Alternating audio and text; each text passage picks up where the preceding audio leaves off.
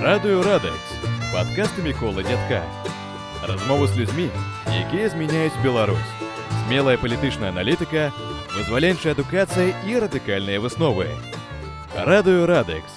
Твой пропуск у тэрыторыю свабоды. Паслухай сам, парай сябрам. Кожная цывілізацыя стаіць на падмурку мінулых пакаленняў.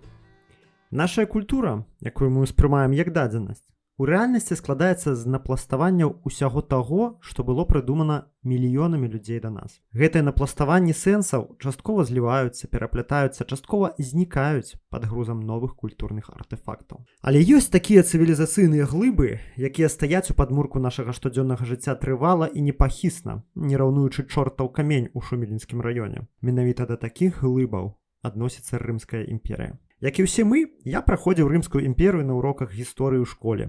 І ў першыя часы маё захапленне гэтым перыядам было хутчэй эстэтычным. Людзі, якія жылі 2000 гадоў таму, былі да такой ступені падобныя і ў той жа час непадобныя да нас, што хацелася даведацца пра іх болей.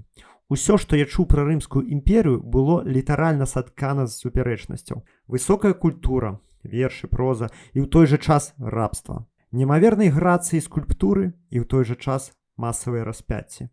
Жудасная распуста на мяжы вар'яцтва і адначасова воінскі гонар і мужнасць, узведзеныя ў прынцып. А што казаць пра ачараванне лацінскай мовы? Quid latine dictum sit, altum videtur. Усё, сказанае па-лацінску, гучыць як мудрасць, гаворыць крылатая фраза. Фразы на лаціне нясуць магутнае адценне глыбіні, грунтоўнасці і нават некай магічнасці. А чаго вартыя грыгарыянскія спевы. Аднак па-сапраўднаму маё захапленне Рымскай імперыяй і лацінствам пачалося падчас першага турэмнага тэрміну. І бадай адлік яго трэба весці ад кнігі Генрыха Сенкевіча «Quo vadis», «Куды ідзеш», прысвечанай раннім хрысціянам. Не магу сказаць, што за гэты час стаў экспертам па антычнасці, аднак некаторы масіў ведаў усё ж накапіў. Пералічу кнігі, якія адукавалі мяне па тэме. Іосиф Флавій, «Юдэйская вайна». Ольга Ким, «Настоящий древний Рим. Мифы и правда о вечном городе». Лидия Винничук, «Люди, нравы и обычаи Древней Греции и Рима». Плутарх, «Сравнительное жизнеописание». Акрамя таго, гэта мастацкая літаратура. Геліадор, «Эфіопіка». Позняантычны твор датуецца між 3 і 4 стагоддзямі нашага веку. Захапляльны экшн аб каханні напісаны па ўсіх канонах драматычнага мастацтва. Сапраўдны Галівуд. Лукіян из Самасаты, «Разговоры богов» і «Правдзівая історыя». Гэты аўтар лічыцца першым сатырыкам, а таксама вялікім скептыкам у дачыненні да антычнага пантэону багоў. Ну і сучасныя аўтары і аўтаркі. Ужо згаданы «Quo vadis» Сенкевіча, Маргарет Юрсенар, «Успаміны Адрыяна», Колін Маккалоў, «Властителі Рима», Роберт Грейвс, «Я Клавдій». Ну і яшчэ паэтыка і рыторыка Арыстоцеля і ідэалогі Платона. Яны былі напісаныя ў Грэцыі да яе далучэння да Рымскай імперіі, аднак аказалі, як і ўся грэцкая культура, каласальны ўплыў на Рым. Сляды Рымскай імперіі ў нашым жыцці паўсюль. Варта толькі капнуць. А часам і капаць не трэба. Пачнем з таго, што ўся сучасная сістэма права цывілізаванага свету будуецца на пастулатах, сфармуляваных у старажытным Рыме. Ад закону 12 табліц да кодекса Юстыніяна. Разуменне дзяржавы як дамоўленасці між грамадзянамі. Пастулявала базу сучасных правовых інстытутаў. Першае – гэта разуменне дзяржавы як дамоўленасці між грамадзянамі. Палітыка сацыяльнай прасторы, дзе жывуць па ўзгодненых правілах. Другое – уяўленне аб тым, што ўсе людзі валодаюць пэўным здаровым глуздам, прыблізна аднолькавым для ўсіх.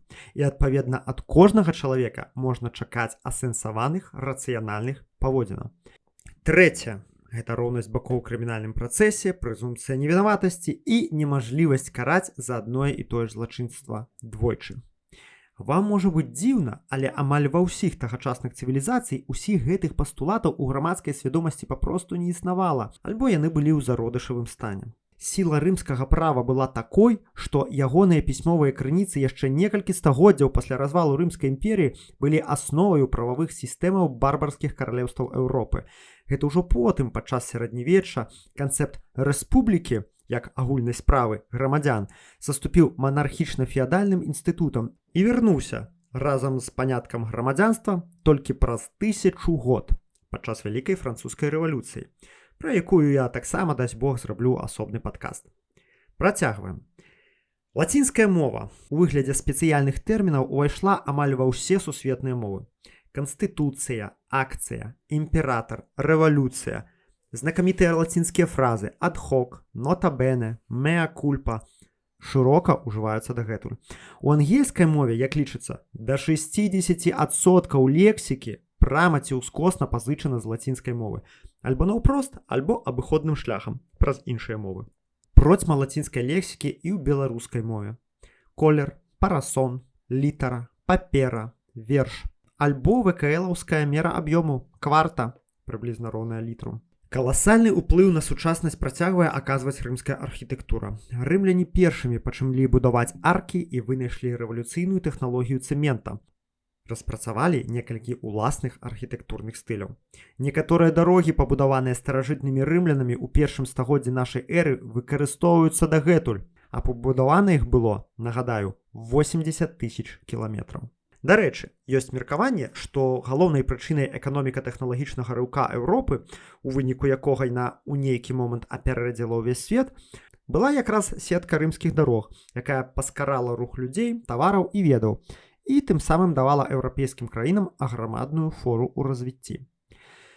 Ды што казаць, нават знакамітая піца, якую ўсе мы любім есці час ад часу, галоўна не занадта часта, была вынайдзеная ў Рыме. Ежа для беднякоў, ляпёшка з мукі, на якую рандомна накідалі гародніны, сыру і ўсяго, што было пад рукой.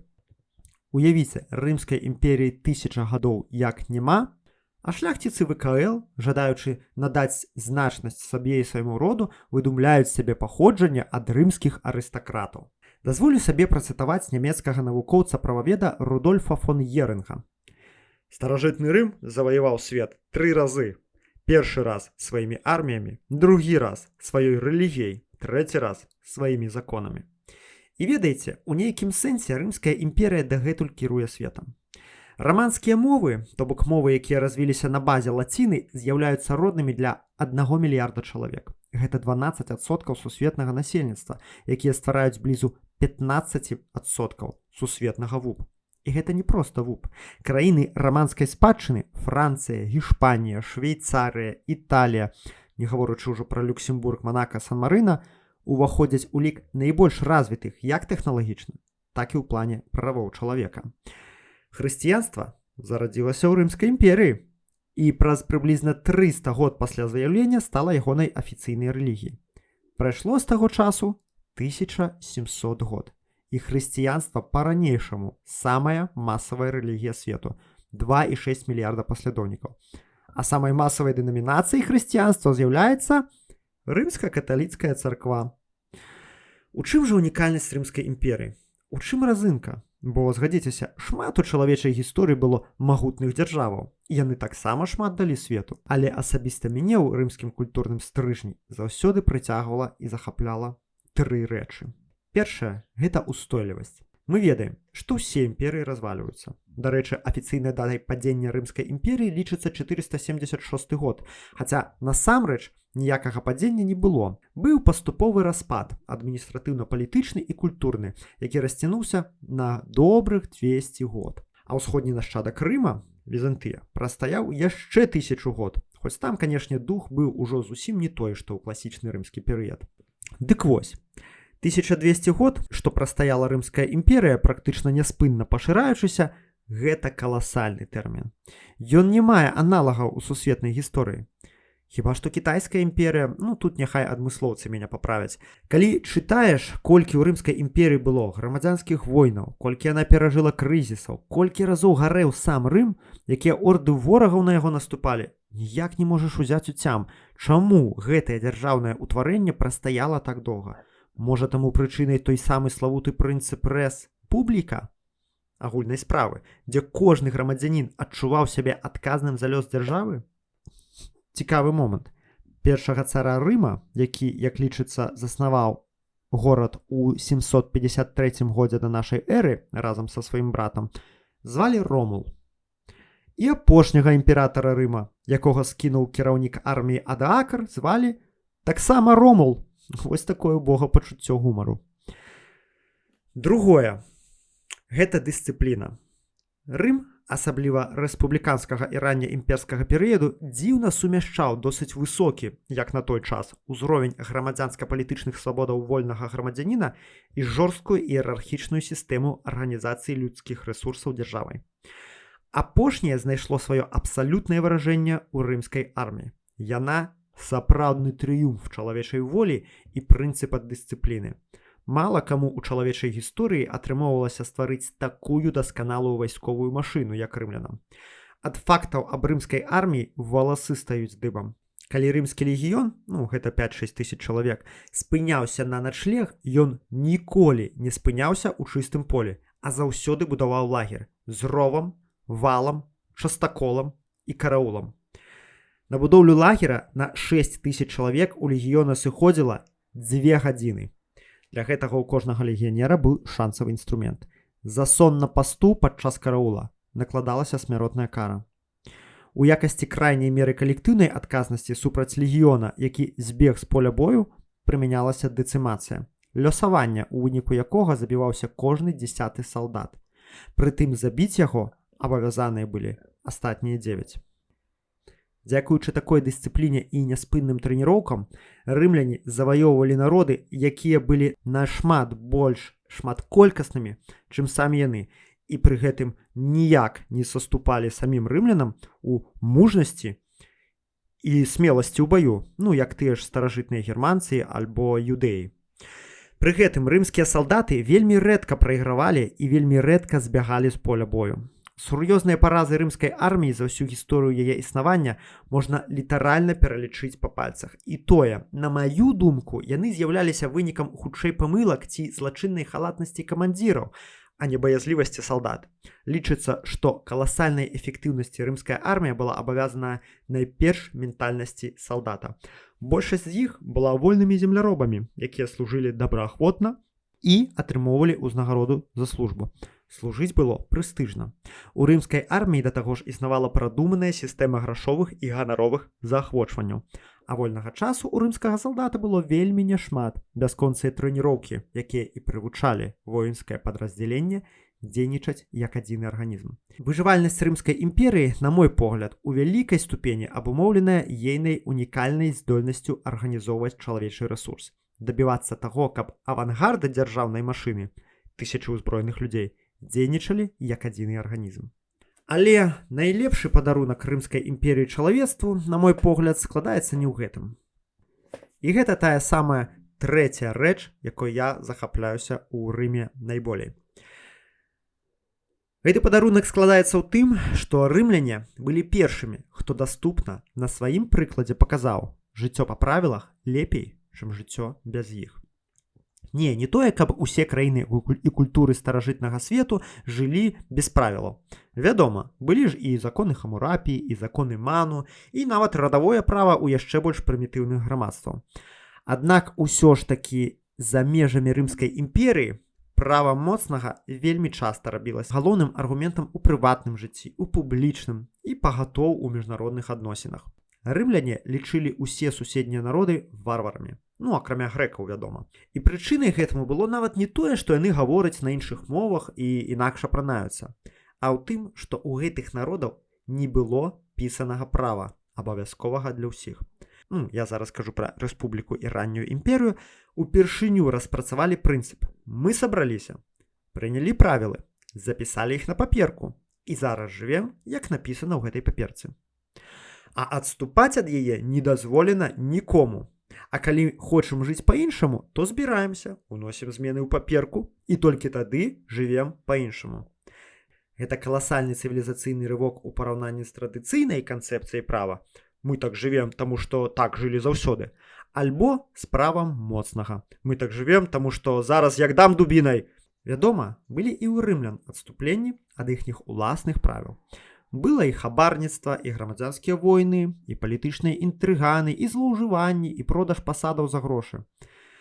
Аднак, паглядзіце на мапу еўразійскага кантыненту, і вы пабачыце, што контуры дэмакратычнай часткі свету, дзе правы чалавека штосьці значаць амаль у адзін супадаюць з контурамі Пакс Романа, каталіцкага, а пазней пратэстанцкага свету і летапіснай лаціны.